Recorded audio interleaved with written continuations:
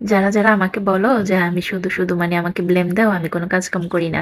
তাদের উদ্দেশ্যে আজকে নিয়ে আসলাম একটি ভিডিও এবং তাদেরকে একদম প্রমাণ সহকারে দেখানোর জন্য যে দেখো আমি কাজ-কাম করি কি করি না।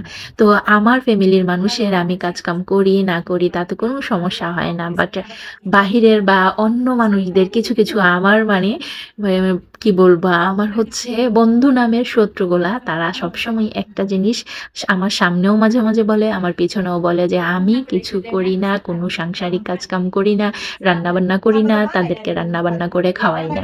তো এটার হচ্ছে যে একদম ডাহা একটা মিথ্যা কথা, সেটার প্রমাণ আজকে আমি দিয়ে দেব। কারণ এই দেখো আমাদের কিশোরগঞ্জে হচ্ছে এটাকে সোয়াই পিঠা বলে। এটা একদম কঠিন একটা পিঠা, যারা মানে খুব সহজেই অনেকেই পারে না, যাদের হাত সাধারণত পিঠা তৈরি করার মধ্যে একদম পাকা হাত তারাই কিন্তু পারে। তো দেখো আমি কত সুন্দর করে একদম পিঠাটা তৈরি করেছি, সেটার প্রমাণ জলজন্ত তোমাদের দেখিয়ে দিচ্ছি। কারণ আমি যে আমার পিঠার হাত বা কাজের হাত কত পাকা সেটা তোমাদেরকে দেখো প্রমাণ সহকারে দেখাচ্ছি। তো যারা যারা আমাকে বলো আমি কাজ করি না, সাংসারিক কাজ বলতে যা যা বোঝায় তাদেরকে দেখাচ্ছি দেখো আমি কি কাজ করি। আমি করি না কিন্তু আমি যদি কাজ করি সেটা কিন্তু খুব মনোযোগ সহকারেই করি। তো আমার ফ্যামিলির মানুষকে যদি আমি কাজ না করে হ্যাপি রাখতে পারি, আমার ফ্যামিলির মানুষ আমার দ্বারা হ্যাপি থাকে, তো কেন তোমাদের ভাই এত সমস্যা হয়? আমি কাজ কাম করি না করি তাতে তোমাদের কেন এত জ্বলে? ইচ্ছে হলে আমি সারাদিন আমার ফ্যামিলির জন্য কাজ করব, ইচ্ছে না হলে সারাদিন বসে বসে হচ্ছে ঘুমাবো। তাতে আমার ফ্যামিলির মানুষের সমস্যা হয় না। কেন রে ভাই তোমাদের সমস্যা হয়? তো তোমাদের সমস্যা হয় দেখে আজ মনে হলো আমাদের যে কিশোরগঞ্জের একটা কঠিন মানে পিঠা তৈরির পদ্ধতি, সেটা আমি আজকে তোমাদেরকে দেখিয়ে দিই। তো নেক্সট ডে আমার মনে হয় আর যারা আমার হচ্ছে বন্ধু নামের শত্রু, তারা যে আমাকে বলো যে আমি কেন হচ্ছে কাজকাম করি না, আমার সামনে বলো আমার পিছে বলো, তো তারা নেক্সট ডে আর কখনোই ফার্দার আমার সামনে তো নাই কিন্তু পিছনেও আমি যেন না শুনি যে আমি কোনো সাংসারিক কাজকাম করি না, সেটা যেন আমি না শুনি। যদি আমি শুনি এই যে প্রমাণ সহকারে রেখে দিলাম, সেটার জন্য তো তোমাদেরকে দেখাবোই।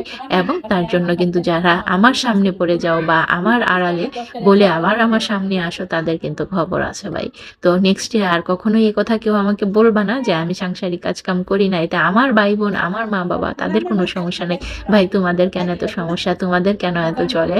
তো আমি কাজ না করে থেকে ভালোভাবে খেয়ে পরে আমি যাচ্ছি, তো তোমরাও দেখো না তোমাদের ফ্যামিলির মানুষ তোমাদেরকে সেই ভালোবাসাটা দেয় কি না। তো তোমাদের ফ্যামিলির মানুষ তোমাদেরকে ভালোবাসা দেয় না বলে অন্যের ফ্যামিলির মানুষ যে ভালোবাসে সেটা কিন্তু ভেঙে ফেলার অধিকার তোমরা রাখো না, ঠিক আছে? তো এই দেখো আজকে আমি কত সুন্দর একদম পারফেক্ট হয়ে পিঠা তৈরি করে ফেললাম। তো কিশোরগঞ্জের সয় পিঠা আজকে তৈরি করে ফেললাম। এই পিঠাটা সাধারণত আমাদের কিশোরগঞ্জ হচ্ছে 15 রমজানের দিন এবং হচ্ছে 26 রমজানের দিন এই পিঠাটা তৈরি করে, এটাকে সয় পিঠা বলে। তো এটা অনেক টেস্টি। তো এই পিঠাটা এখন আমি খাবো, যেহেতু তৈরি করেছি আমি, তো আমি মন ভরে খাবো। তো চলো এবার হচ্ছে পিঠাটা খেয়ে নিই। এবং যারা যারা হচ্ছে এই পিঠার মানে খেতে ইচ্ছা করবে তারা কিন্তু পিঠাটা তৈরি করতে পারবে একদমই ইজি উপায়ে। তো চলো উপায়টা বলে দিই। একদম রুটি বানানোর যে ময়ানটা তৈরি করে সেভাবে ময়ানটা তৈরি করবে চালের গুঁড়ো দিয়ে। আর হচ্ছে কেউ চাইলে এটা হচ্ছে আটা ময়দা দিয়েও খেতে পারবে, বাট আমাদের কিশোরগঞ্জ চালের গুঁড়ো দিয়ে খায়।